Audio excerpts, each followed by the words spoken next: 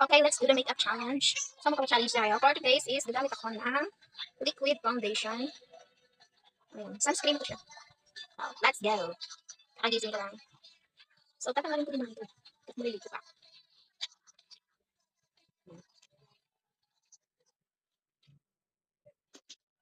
Then, so, i-blend na natin kasi wala pa tayong pambili ng sponge.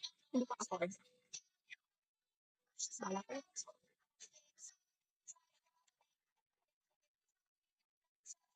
Sige, i-judge niyo ako. Wala naman ako okay.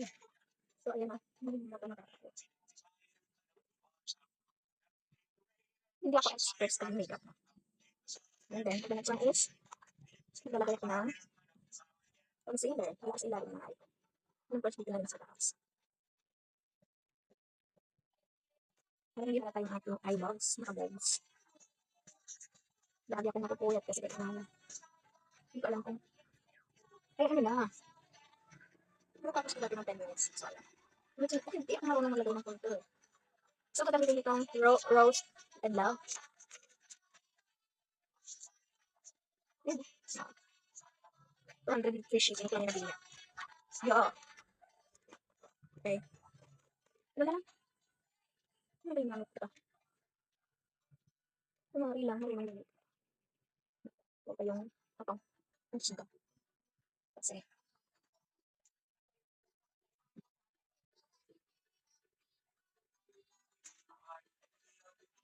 contour, hindi lang blush. And then, kung mag-blush na ako, wala kang pakit. Nauna pa yung blush killer. Hinahuli ko talaga yung killer. Yan. Yung brush ko, bibili ko lang yan sa ano. Sa Divisoria. Na 40 pesos ata. Set na. And then, let's proceed to kulay na tayo.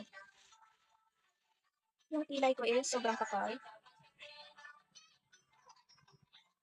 So, hindi na natin kailangan ng shake. Bahala kayo dun. Okay.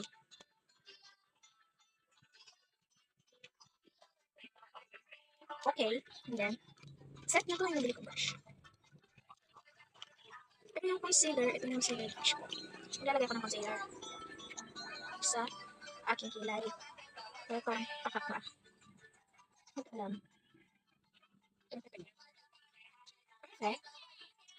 Perfect yarn.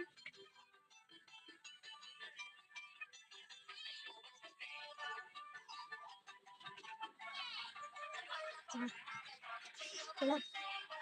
Wala ba yung real? The real ang ginagawa mo sa iyong life.